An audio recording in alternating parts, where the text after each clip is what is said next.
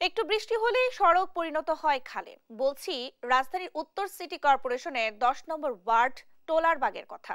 জানিয়ে স্থানীয়দের ভোগান্তির শেষ নেই। এ বিষয়ে বিস্তারিত জানাতে সরাসরি যুক্ত হচ্ছেন সহকর্মী ইফতেখার রেজা। ইফতেখার, সরেজমিনে কি দেখছেন আর স্থানীয়রাই বা কি বলছেন আমাদেরকে জানাবেন।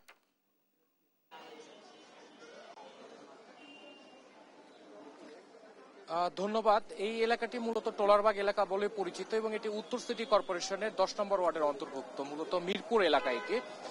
এই এলাকাটিতে যে আমি আপনাকে যদি দেখাই ক্যামেরার মাধ্যমে, যে একটুখানি বৃষ্টিতে ঠিক 20 থেকে 30 মিনিটের যে বৃষ্টি, সেই বৃষ্টিতেই মূলত এই সড়কে পানি জমে যাচ্ছে এবং এখনো এই পানি দেখতে পাচ্ছেন আপনারা, বৃষ্টির পানি। যারা এই বৃষ্টির পানি মারিয়েই চলাচল করছে, ছোট শিশু সহ যারা রয়েছেন, বয়োবৃদ্ধ বা এই এলাকার যে পথচারী রয়েছে এই পথে, তারা চলাচল করছেন। এবং এই বৃষ্টির পানি যেটা জমে যাবার কারণে মূলত প্রায় 1 থেকে 1.5 ঘন্টা বা 2 ঘন্টা পর্যন্ত রাস্তায় পানি জমে থাকে এবং এই এলাকাটি মূলত স্থবির হয়ে পড়ে চলাচলের জন্য। এবং সেই সময়টিতে মূলত চলাচল আমরা দেখতে পাই না এবং যে এলাকায় যে যানজট বা রিক্সা বা ব্যক্তিগত যে গাড়িগুলো রয়েছে, সেই গাড়িগুলো পরে বেরোতে শুরু করে এবং এই বের হবার কারণে মূলত যানজটের সৃষ্টি হয় এবং মানুষ ভোগান্তিতে পড়ে। এবং রাস্তার যে চেহারা, সেই চেহারাটাও খুব একটি ভালো নয় এবং এই অবস্থায়, এই পানির নিচে থাকা অবস্থায়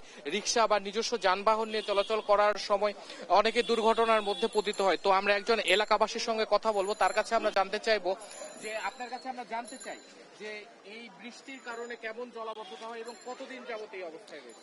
এটা আমার জানা মতে এটা অনেকদিন ধরে হচ্ছে। সামনে একটা দেখতে পাচ্ছেন আপনার ডোবা আছে, খাল আছে, তার নিচ দিয়ে এই কালভার্টটা শুরু হয়েছে। এখানে দুটো স্ল্যাব আছে, এই স্ল্যাবটা মাঝে মাঝে পরিষ্কার করলে জিনিসটা সচল থাকে। আর বিশেষ করে ওখানে কিছু বস্তির একটা ব্যবস্থা আছে, ঘর বাড়ি আছে, সেখানে বেশি ময়লা আবর্জনা ফেলে এগুলি এখানে এসে জমা হয়। আর জমা হওয়ার কারণে এখান থেকে পানিটা পাস হতে পারে না, বিধায় এই জায়গাটা জলাবদ্ধতার সৃষ্টি হয়। এবং এটা যদি সিটি কর্পোরেশন বা ঊর্ধ্বতন কর্তৃপক্ষ যদি 1 মাস 1.5 মাস পর পর এটা পরিষ্কার রাখে, তাহলে আমার মনে হয় এই জায়গায় জলাবদ্ধতা থাকবে না। আচ্ছা, এই জায়গায় এই সড়কটি কি ঠিক মতো বা এই ড্রেনটি কি ঠিক মতো পরিষ্কার পরিচ্ছন্ন করা হয় কিনা এবং কতদিন পর পর এটি পরিষ্কার করা হয় এবং এখানে কি কি দুর্ঘটনা ঘটে? এখানে অনেক সময় রিক্সা থেকে পড়ে যায়, এখানে গাছা দেখতেছেন, গাছায় পড়ে যায়, মানুষ এখান থেকে আহত হয়। এবং এটা ওই 2-3 মাস পর পর দেখা যাচ্ছে কখনো কখনো করে, কখনো কখনো করে। এই যে আপনি এখন দেখতে পাচ্ছেন যে জলাবদ্ধতা হয়ে গেছে। নিশ্চয়ই এটা যদি পরিষ্কার থাকতো তাহলে মনে হয় না যে এই জায়গাটা জলাবদ্ধতার সৃষ্টি হতো। পরিষ্কার নাই বিধায়ী আজকে এই জায়গাটা জলাবদ্ধতার সৃষ্টি হয়েছে। স্থানীয় কাউন্সিলরকে আপনারা জানিয়েছেন কিনা, তিনি কি বলেছেন? না, তিনি তো মাঝে মাঝে দেখেন, এটা সে তো দেখার পরও তো তারা উদ্যোগ নেন। মাঝে মাঝে তারা করে, মাঝে মাঝে করে, সবসময় যে করে তা না। এটা যদি 1 মাস পরে পরে করা হতো তাহলে হয়তো ভালো হতো। দেখা যায় 3 মাস 6 মাস পরে একবার করে। ওই সময়টার মধ্যে জলাবদ্ধতার সৃষ্টি হয়ে যায়।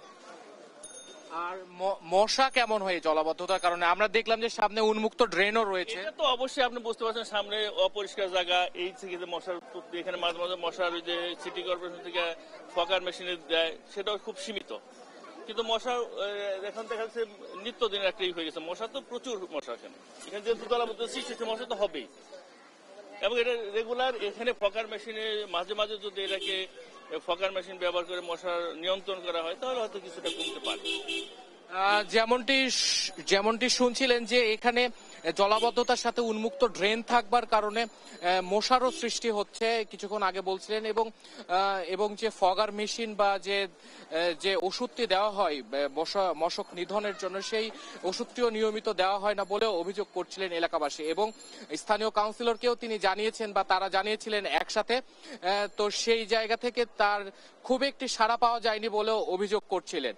তো এই ছিল মিরপুরের টোলারবাগ এলাকা থেকে সর্বশেষ পরিস্থিতি জলাবদ্ধতার।